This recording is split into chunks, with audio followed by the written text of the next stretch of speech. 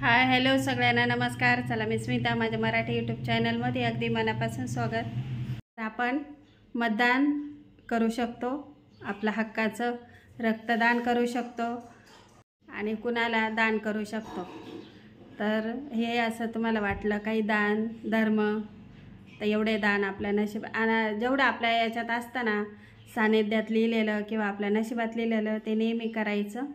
तर चला आता मतदानाला मी 4ला जाणार आहे, कारण खूप गर्दी आहे। तालुका म्हटलं की मग खेड्यापाड्यांवरची पण खूप गर्दी आहे, तर म्हटलं 4ला जाऊ मतदानाला। पण आम्हाला 4-5 दिवसांनी फिरायला जायचं आहे, तर त्याची थोडी तयारी चालू आहे।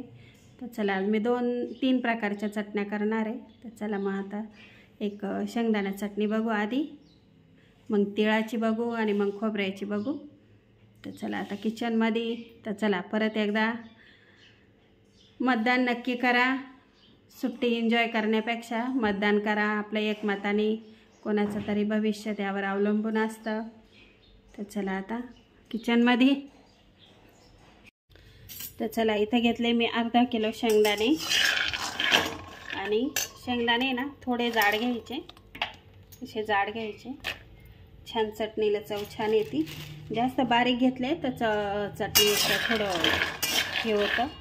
चला खरपूस मस्त भाजून घ्यायचे, आणि शेंगदाणे भाजल्यावर कढईतच राहून द्यायचे, जेणेकरून शेंगदाणे ना कडक होतात। तर चला आता मी शेंगदाणे भाजून घेते। तर बघा असे कडक आणि ऑटोमॅटिक याचे टरखल येते निघून येता, असा छान कलर येतो खरपूस खरपूस। असे कडक राहून द्यायचे, कडक होता मस्त, म्हणजे शेंगदाणे चटणी पण छान कडक कडक लागते खायला, नरम पडत नाही। 1 महिना ही चटणी आरामशीर ठेवू शकता तुम्ही।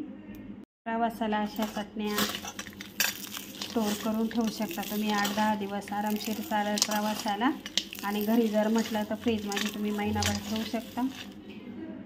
चला इथं घेतलं आहे मिक्सरचं भांडं, इथं झालेले आपले शेंगदाण्याचे टरखलं काढून, आणि असं एक अर्धा राहिला तर तो पण राहू द्यायचा, चांगलं आहे ते पण।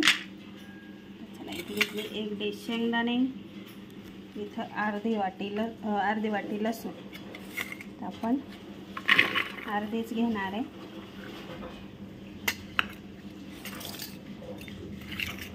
चला या 3 वस्तूंपासूनच आपण चटणी करणार आहे, आणि चवीला मीठ आणि फोडणीला जिरे। तर चला आता हे मिक्सरमध्ये बारीक करून घेऊ।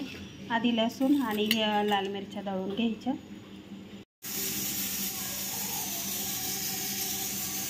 असं आबडधोबड वाटून घेतलं मी मिक्सरला, जास्त बारीक नाही केलं, शेंगदाण्यांमध्ये होऊन जाईल। आता आपण शेंगदाणे घेणार आहे। तर बघा असे झाले मस्त, इथं झाली दळून, तर असं थोडे अर्धवट असे राहून द्यायचे शेंगदाणे, छान लागते चवीला। इथं घेतले जिरे, इथं ठेवले कढई। चला फोडण्याची तयारी करू। इथं टाकले मी जिरे आणि मिरची, छान फ्राय करून घेऊ। आपण जाडं मीठ वापरेले, त्यामुळं मीठ नाही वापरणार आहे मी आता। तुम्हाला हवं असेल तर थोडी चव घेऊन टाकायचं,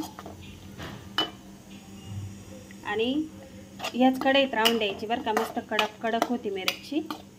कढईत म्हणा तव्यावर म्हणा, तुम्ही करत असाल ना तर त्यावरच राहून द्यायची।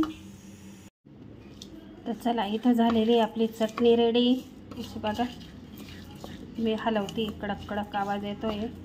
चटणी केली का, शेंगदाणे चटणी केली का, त्यात असे सगट थोडेफार राहून द्यायचे, असे छान लागतं भाकरी बरोबर, दाताखाली आल्यावर पण छान लागतं। मी हे नंतर टाकले थोडेसे बरं का, असे छान वाटतं कडक कडक। बघा कसा आवाज येतोय, आणि अगदी महिनाभर तुम्ही ठेवू शकता, आणि प्रवासाला तर खूप योग्य आहे ही चटणी। फक्त जर तुम्हाला सगट मिरच्या नसेल वापरायच्या तर लाल चटणी पण वापरू शकता, पावडर, आणि काश्मीरी मिरची पण वापरू शकता कलरला। तर माझ्या मिरच्या छान होत्या ह्या मिरची मसाल्याच्या, त्यामुळे मी थोड्या ठेवल्या त्या मिरचीसाठी, तर कलर पण छान आला आहे बघा मिरची।